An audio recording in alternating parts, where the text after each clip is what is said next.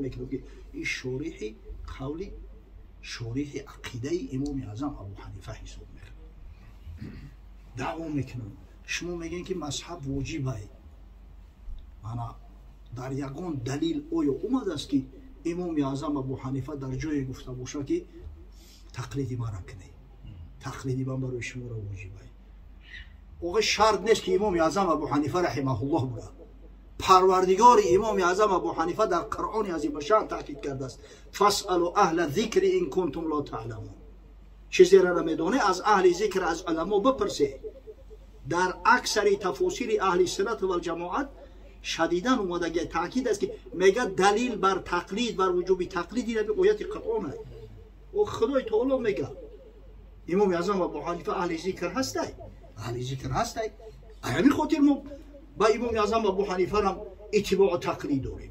برادرای عزیزی که قرآن خونده نمیتونیم با زبان عربی، اینا با ترجمه تاجیکی و همچنین با حرفای کریلیکی طرز خوندن قرآن. اینا بسم الله الرحمن الرحیم، به نام خداوند بخشنده و مهربان. هم زبان عربی قطعی نویسه، هم با زبان کریلیکی طرز خوندنش، هم ترجمهش هسته. انا اعطیناک الکوثر فصل لربک وانحر. اینا یکم آیت به درستی که ما تو را کوثر عطا کردیم. یکم آیت نیم انا اعطیناک الکوثر. هر یک آیتی که میخونه ترجمهش هست، هم با زبان عربی نویسه، هم با زبان کریلیکی نویسه، هم ترجمهش با زبان تاجیکی هست. السلام علیکم و رحمت الله و برکاته.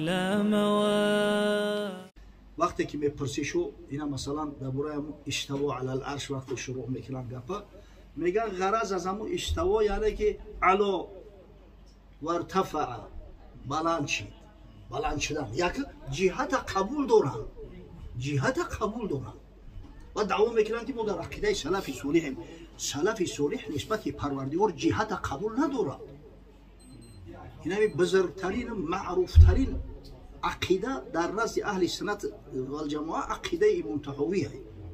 امام طحاوی خدا رحمت و مغفرتش کنه صراحتا در همون عقیده طحاویش در همون کتابش آورده است که میگه که انا لا تحویه الجهات و سیت، خدای تعالی را هیچ وقت جهت های ششگانه احاطه نمیکنند.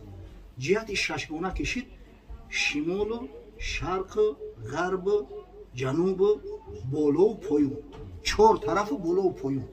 و وقتی که ایو همو میگه که علا، همه علا را با میگه بذاته، بذاتش میگه بلند شید.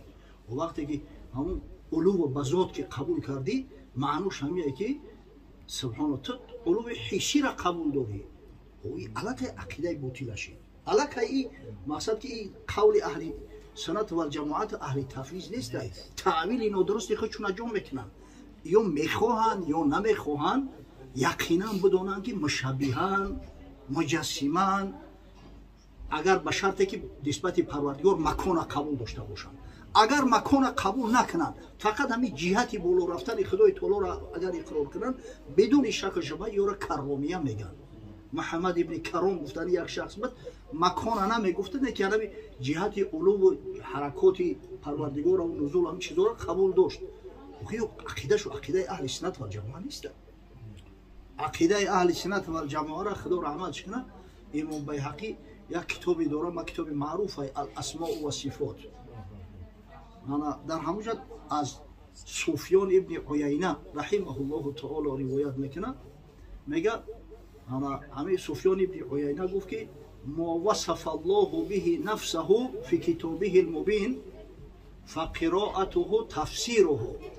او چیزی که خدای تعالی خودش وصف کرده صفاتی را که آورده است در آیات متشابهه، همین تفسیرش فقط قرائت شد. لیس لأحد ان یفسره بالعربیه ولا بالفارسیه. کسی حق نداره که او را نه به عربی و نه به فارسی تفسیر کنه. استوا را ترجمه میکنن.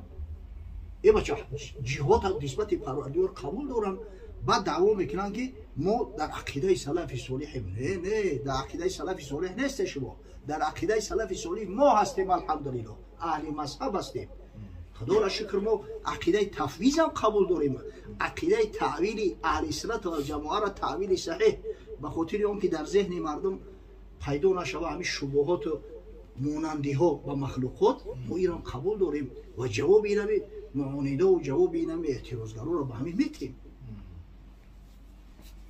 худо раҳмат кунад шайх абулфараҷ ибнулҷавзиро бисёр олими бузург олими калонай як китобе дора бо номи талбиси иблис ҳамонҷо таъкид мекунад ба ҳамон хонандаҳо муроҷиат мекунад мега ваълам анна умума алмуҳаддисин ҳамалу ظاهر ما تعلق من صفات الله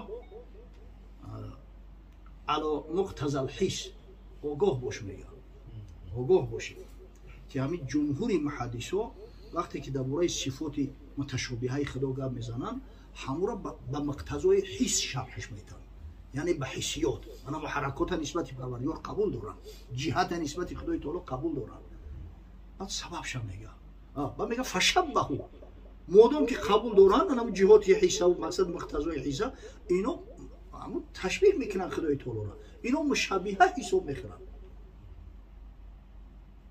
لانهم لم يخالطوا الفقهاء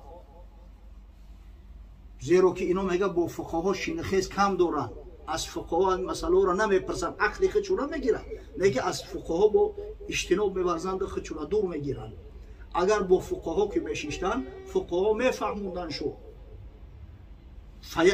فیعرف حمل المتشابه على مقتضى الحكم که حمل کردن متشابه آیات متشابه به مقتضای حکم براشون شرح توضیح میدونن اما افسوس صد افسوس که این کارا نمیکنن از همین خاطر وقتی که ما رو میپرسن که شما در عقیده کی هستید در عقیده امام اعظم ابو حنیفه یا در عقیده امام ماتوریدی ما الحمدلله در عقیده اهل سنت و الجماعه هستیم که عقیده اهل سنت و الجماعه هم عقیده تفویض سلف صالح در بر میگیرن که ها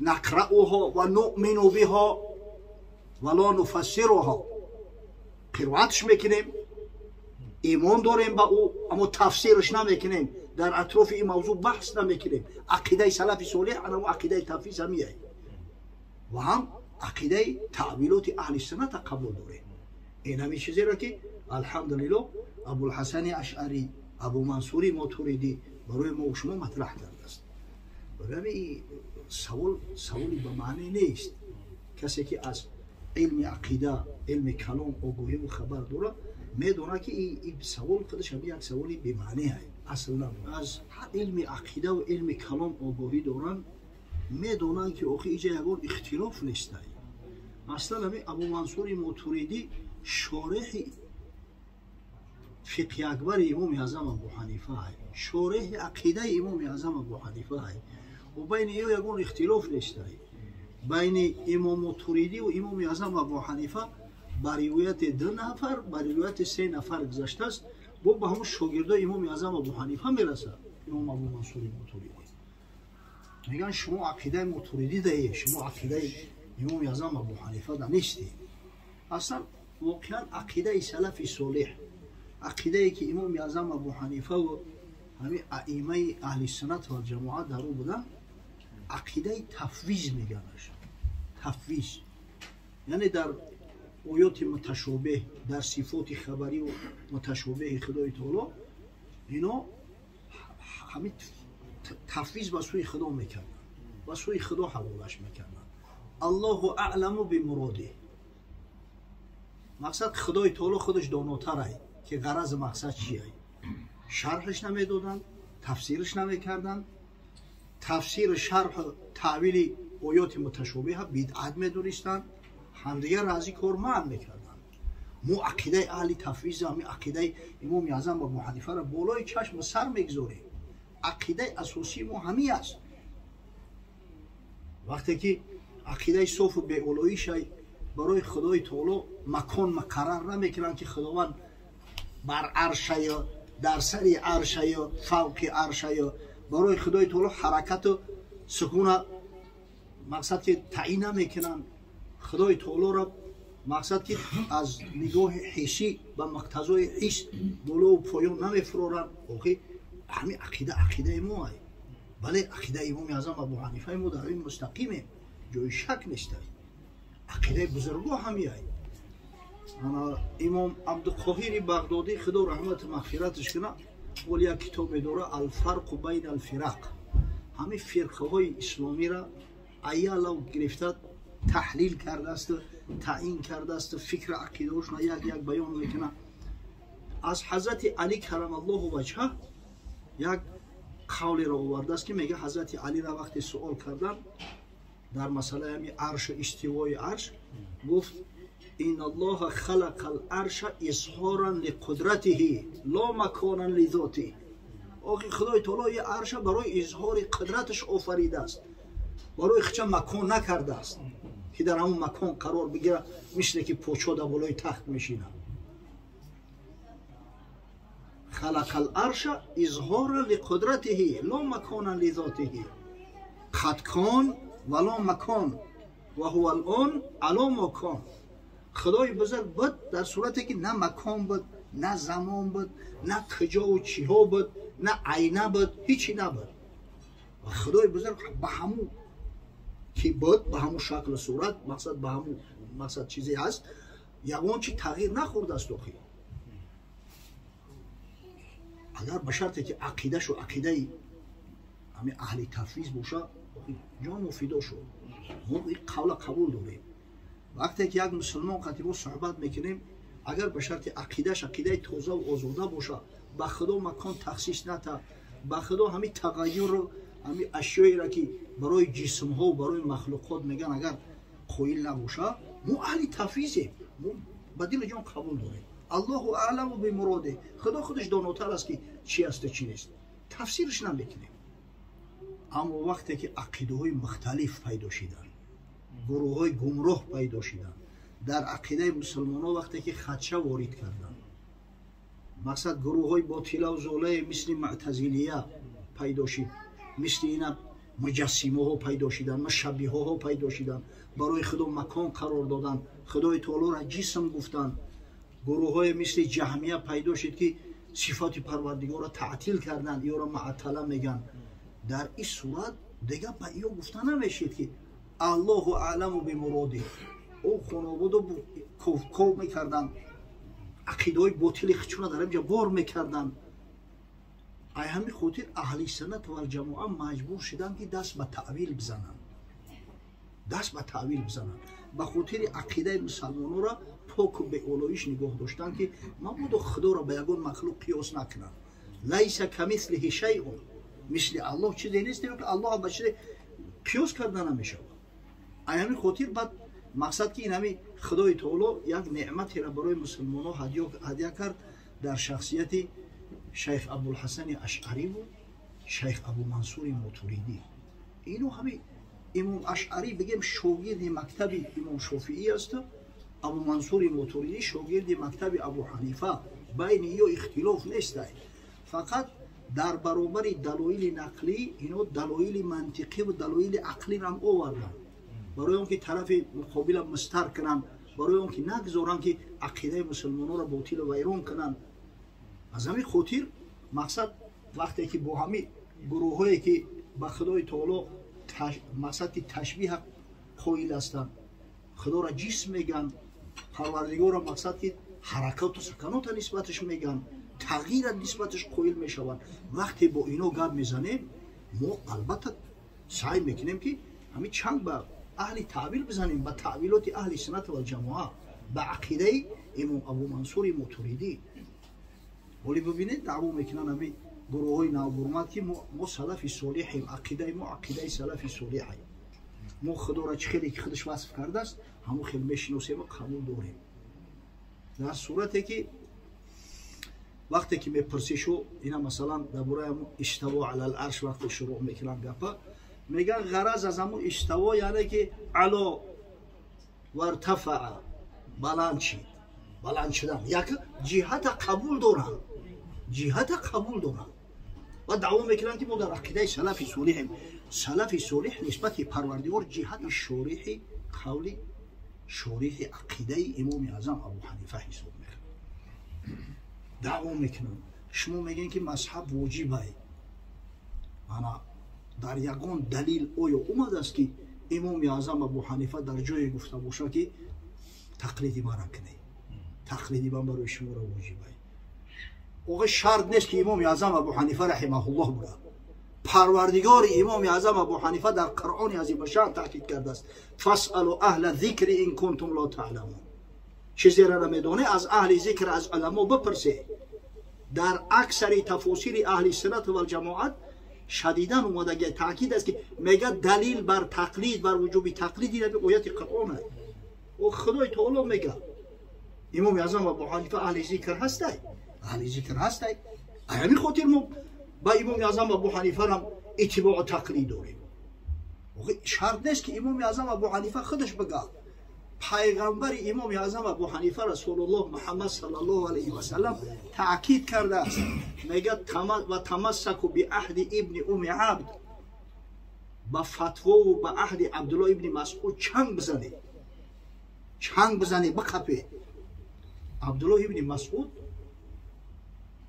соҳиби анами мактаби фиқҳи Куфа аст, ҳамун мактабе ки дар асоси ҳамун мазҳаби имоми аъзам Абу Ҳанифа сарчашма гирифта пурашид, мазҳаб ба вуҷуд омад. аслан ями мактаби фиқҳи Абдуллоҳ ибни Масъуд ай. ҳадисе ки ривоятш кардам и андак дурусттарай ҳазрат валлоҳу аълам ривояти Ҳузайфа ибни Ямон аст. мега самиъту расулаллоҳ саллаллоҳу алайҳи ва саллама яқул иқтаду биллазайни мин баъди Аби Бакрин ва Умар ваҳтаду биҳадyi Аммор ва тамассаку би аҳди ибни уми абд. баъд аз ман шумо иқтидоу пайравӣ ба Абу Бакр Умар кунед, аз ҳидояти Аммор истифода баред ва чанг ба аҳд фатовои Абдуллоҳ ибни Масъуд бизанед. ҳам фатовои Абдуллоҳ ибни Масъуд инами мазҳаби имоми аъзам Абу Ҳанифа аст. ҳадиса имом ҳоким ривоят кардааст, тасҳиҳ кардааст ва имом Заҳабӣ мувофақат мекуна қатиш дар талхисаш ки мега ҳадис ҳадиси саҳеҳ аст. ина марҳама ҳоҷат ба ин нест ки имоми аъзам бигӯяд мардум шумо пайравии мутобаати мара кунед. пайравии мутобаати уламора ҳамчу улуламр худои таоло дар Қуръон фармидааст. аллоҳи зулҷалол мега аъуду биллоҳи мин ашшайтони раҷим ё айюҳаллазина аману атиъу ллоҳа ва атиъу расула ва улил амри минкум. ай касое ки имон ба худо рӯзи қиёмат доред, итоат кунед худора, пайғамбари худора ва улил амр, аҳли амртура. улул амр киё ҳастанд? имом ҳоким дар Ал-Мустадрак ало Саҳиҳайн аз Абдуллоҳ ибни Аббос ривоят мекунад, вақте ки мега ҳамин оята шарҳ медод ва улил амри минкум, гуфт яъни аҳлал фиқҳи ва дин аллазина юаллимуна носа маъония динихим яъмурунахум билмаъруф ва янҳавнахум анил мункар. яъни ҳамин улул амр аҳли фиқҳ, аҳли дин ҳастанд, касое ки ба мардум маъонии диншуна шароят таълим метан, амри ба маъруфу наҳй аз мункаршон мекунанд, ба ҳазрат ҷамъ мекунанд. мега фааӯҷаба аллоҳу тоатаҳум, худованди мутаол мега тоати инора воҷиб гардон, воҷиб гардон. субҳоналлоҳ, ин гапои подарҳаво чӣ нестай ку ҳазрати имоми аъзам Абу Ҳанифа ҳамин китоборо барои ки навишт? аслан ҳамин усула барои ки матраҳ кардааст? барои мо шумо не? ин чӣ гуфтани гап аст ки имоми аъзам Абу Ҳанифа нагуфтааст ки мара тақлид кунед, пас мо бояд тақлидаш накунем. охир мо ниёзи ба тақлид дорем, ниёзи ба тақлид яъни ҳамин одамои бузург дорем, ҳамин шахсиятое ки ҳақиқатан илмшу собит аст, тақвошу собит аст, бузургишу собит аст. ба иё ки тақлид накунем, ба кӣ мекунем? агар иё ки аҳлуллоҳ набошанд, авлиёуллоҳ набошанд, кияй дига аст барои худ? ба кӣ тақлид кунем? ба ҳамон одамое ки шояд ма ҳадис асту аммо ғайри ҳамин илми ҳадис дига ҳеҷ балоро намефаҳмад, ҳатто оёти ба ташобиҳа намедонад ки ба муқтазои ҳис бигираш ё ба муқтазои ҳукм. ҳаминро тақлид кунем. абулфараҷ ибн ҷавзӣ худо раҳматш кунад, дар ҳамин китоби талбиси иблисаш аз имом Хаттобӣ ривоят мекунад. ин Хаттобӣ як муҳаддиси беҳад бузурги исломӣ аст. мега яке аз машоихам мега як рӯз мега дар пешам гуфт ки ман муддати 40 сол шудааст ки рӯзи ҷумъа сарма наметурошам, пешаи намоз сарма наметурошам. мега гуфтам ба хотири чӣ? гуфт نهى رسول الله صلی الله علیه و سلم عن الحلق قبل الصلاة یوم الجمعه. پیغمبر صلی الله علیه و سلم از تراشیدن، حلق تراشیدن میگن، تراشیدن سر پیش از جمعه، پیش از نماز در روز جمعه منع کرده. و میگن گفتم که حضرت این کلمه حلق نیست، این کلمه حلقه یا حلق، جمع حلقه. یعنی پیغمبر صلی الله علیه و سلم در روز جمعه از حلقه ششتن، صحبت کردن، بحث کردن نهی کرد، به خاطر اون که نماز مردم بخونن، به خاطر اون که خطبه را که گوش کردنش واجبه گوش کنن. این معنیش این نیست که مقصد انا سرت نتروشی. من میگه آدمی بسیار متقی بود، با تقوا بود، خدا گفت پدر و مادر رحمت کنه، یک مشکلی سخت میگه ایمان دور کردی. اوخی در روز جمعه روز غسل، در روز جمعه که اوخی نتروشی سرت دیگه کی میتروشی؟ عادتا مردم روز جمعه سر میتروشن. اینا ببین با همیو تقلید کنی، ای پشتی همیو بریم از برای خدا. همین ده ها بار گفتم، باز میگم کاری هر بز نیست خیرمن کوفتن، گاوی نرم باید مردی کنن. همین دعوا میکنن ما همون رفتار و کردار و عبادت سلف صالح داریم. اگر می داشتن کجای گپ نبود، اما متاسفانه کلمت حق ارید بها الباطل. سخن خوبه، کلمه سلف کلمه خوبه، لیکن با او باطل مقصد اراده میکنن. یا یک زمان وهابیشو میگن